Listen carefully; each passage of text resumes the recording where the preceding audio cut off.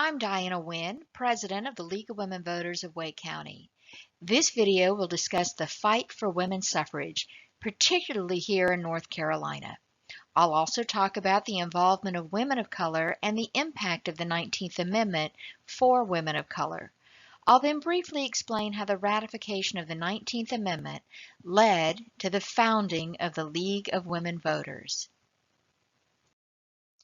When I think about the early American suffragists of the 1800s, I think of Susan B. Anthony, Elizabeth Cady Stanton, and Lucretia Mott.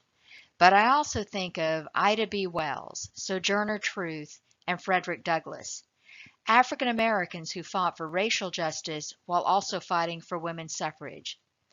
The very first Women's Rights Convention took place in Seneca Falls, New York in 1848. And it took until 1920 for women to win the right to vote with the passage of the 19th Amendment. However, the story of women's suffrage in North Carolina begins in the late 19th century. In 1894, the North Carolina Equal Suffrage Association was formed in Asheville by Helen Morris Lewis. Helen Morris Lewis also happens to be the first North Carolina woman to run for elected office when she entered the race for the superintendent of waterworks in Asheville, which unfortunately she lost. In 1897, a bill was introduced in the North Carolina legislature for a state constitutional amendment recognizing women's voting rights. The bill was referred to what at the time was called the Committee on Insane Asylums, where the bill died. Unfortunately, little progress was made toward women's suffrage in North Carolina for the next 15 years. The fight for women's suffrage accelerated on the national level in the early 1900s. In 1913, an important protest march took place called the Woman Suffrage Procession, organized by suffragist Alice Paul. Women marched through the streets of Washington, D.C., demanding their right to vote and drawing 500,000 people to watch the event. Here in North Carolina in 1913, Gertrude Wheel formed the North Carolina Equal Suffrage Association, and the suffrage movement in North Carolina was revived. This is a rare photograph of suffragists in North Carolina. The woman at the far left is Gertrude Wheel, president of the Equal Suffrage Association. Also notice the man kneeling in front. There were many men that supported a woman's right to vote. In June 1919, the U.S. Congress finally passed the 19th Amendment legislation. However, the 19th Amendment needed at least 36 states to vote to ratify it in order for it to become part of the U.S. Constitution. So, the race to ratification began. This is a photo of the Speaker of the U.S. House of Representatives at the time, with suffragists watching him sign this important legislation.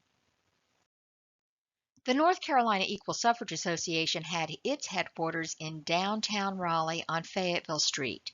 Parading in the streets was not really done by North Carolina suffragists, so this is one of the few photos of suffragists in North Carolina at work.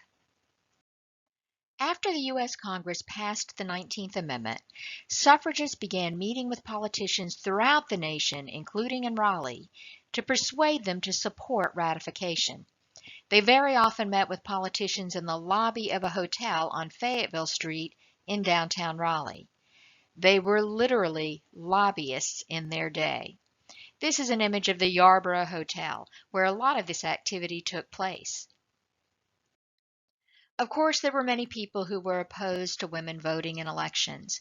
In 1920, Mary Hilliard Hinton of Wake County formed the Southern Rejection League in Raleigh, a women's anti-suffrage organization. You may wonder why anyone, especially a woman, would be opposed to women voting. Many believed that a woman's place was in the home and with the family, and that involvement in politics might even negatively impact a woman's character. Other arguments opposing women's suffrage were rooted in racism, especially in the southern states, arguing that granting women the right to vote would enable black women to vote, which could disrupt white supremacy. The racist rhetoric on both sides of the suffrage movement is an unfortunate part of the history.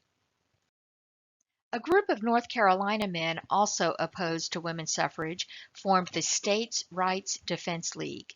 In this photograph, you can see several flags.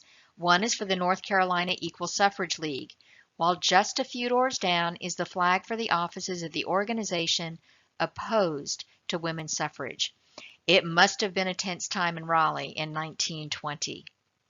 By March 1920, 35 states had ratified the 19th Amendment, but 36 states were needed to add it to the U.S. Constitution. So suffragists were working hard in several states, including North Carolina, to persuade politicians to ratify the constitutional amendment. In North Carolina, both the Republican Party and the Democratic Party endorsed the 19th Amendment. In spite of that, the fight for women's suffrage did not go well in North Carolina.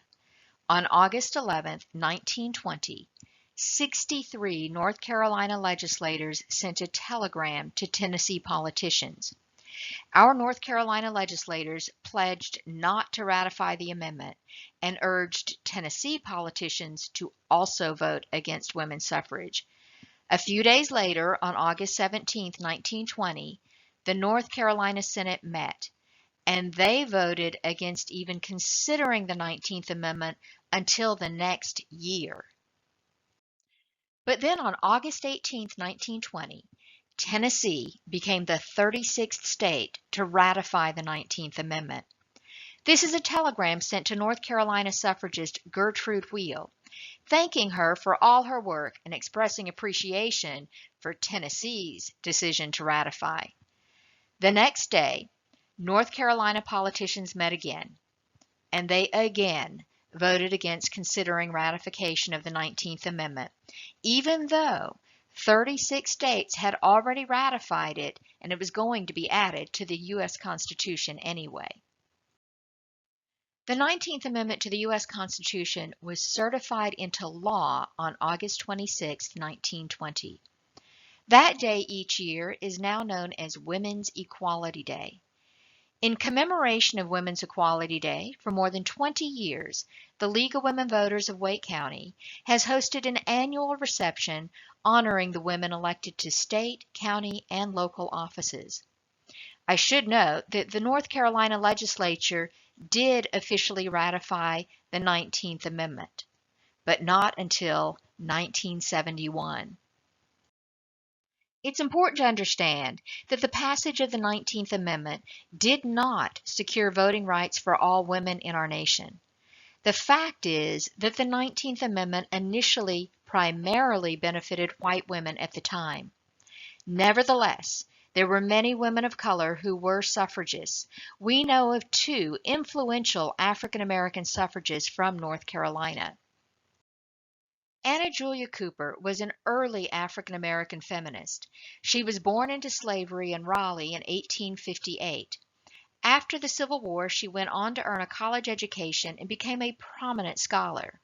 She first attended St. Augustine's in Raleigh and then became the fourth female to earn a bachelor's degree from Oberlin College in Ohio in 1884. She would eventually earn a doctorate in 1925. Cooper was a lifelong advocate for gender and racial equality, though most of her work was done outside of North Carolina. Her book, A Voice from the South, is considered the first book to analyze the African American condition from a feminist perspective. Some have referred to her as the mother of Black feminism. Charlotte Hawkins Brown was another influential African American suffragist, originally from Henderson, North Carolina.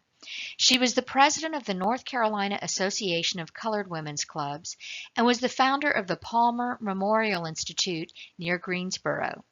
Many of the women and men of color who were suffragists were often left out of the history of the suffrage movement. These women and men were usually not single-issue activists, but were also fighting for racial justice. While the 19th Amendment may have technically given women the right to vote, there were barriers to voting for women and men of color, such as unfair literacy tests, poll taxes, and intimidation at the polls, especially in the Jim Crow South. And some portions of our population were denied citizenship and thus had no voting rights at all. Prior to 1924, Native Americans were not automatically considered U.S. citizens. In 1924, the American government finally granted citizenship to Native Americans through the Indian Citizenship Act. However, many states enacted policies which continue to prohibit Native Americans from voting. In 1943, Chinese immigrants, including women, were finally permitted to become citizens and were then permitted to vote. In 1952, the first generation of Japanese Americans were granted citizenship along with voting rights. In the 1960s, several important laws were passed to protect voting rights for people of color and others. In 1964, the 24th Amendment to the U.S. Constitution abolished poll taxes and literacy tests as barriers to voting. The Voting Rights Act, which became law in 1965, prohibits racial discrimination in voting.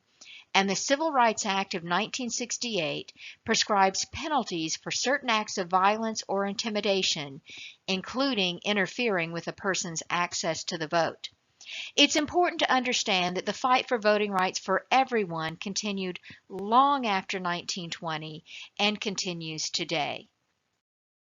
The ratification of the 19th Amendment resulted in the founding of the League of Women Voters in 1920 by the very suffragists that fought for the 19th Amendment.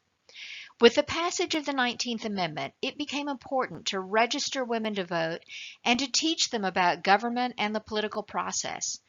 A core principle of the League since its founding was that it would remain nonpartisan.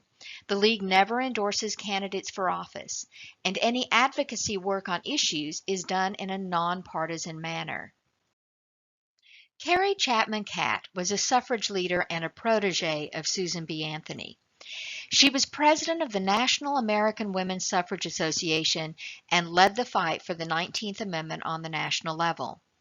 On February 14, 1920, before the 19th Amendment was actually ratified, Carrie Chapman Catt announced the formation of the League of Women Voters of the United States. Gertrude Wheel, who was from Goldsboro, North Carolina, led the fight for women's suffrage in North Carolina as president of the North Carolina Equal Suffrage Association. She then founded the League of Women Voters of North Carolina in 1920 and was its first president. Just 1 month after the 19th Amendment was ratified, Gertrude Wheel began recruiting members to the new organization. This is a handwritten invitation from Gertrude Wheel, inviting women in Raleigh to meet her for dinner and discuss joining the new League of Women Voters of North Carolina. Several local leagues were soon established in counties across the state, including in Raleigh. Both the News and Observer and the Raleigh Times newspapers reported that on September 27, 1920, a Raleigh League of Women Voters had its first meeting. It soon changed its name to the League of Women Voters of Wake County, and we are still here 100 years after our first members met. The fight for women's suffrage took 72 years, but the fight for universal suffrage, including women of color, continued until at least the 1960s and continues today. The North Carolina Equal Suffrage Association is the predecessor organization to the League in North Carolina. The League was founded by those suffragists, and we are one of their legacies. Women today constitute a majority vote in North Carolina and in the United States, are running for office in greater numbers, and are more active in the election process than ever before in history. Many women and men fought very hard to win the right to vote in our nation. I hope you'll remember that and make your voice matter by being a voter. For more information about the League of Women Voters of Wake County, visit our website at lwvwake.org. Please also visit our separate website, vote411.org, for nonpartisan information about elections and candidates. Thank you for your interest in the history of women's voting rights.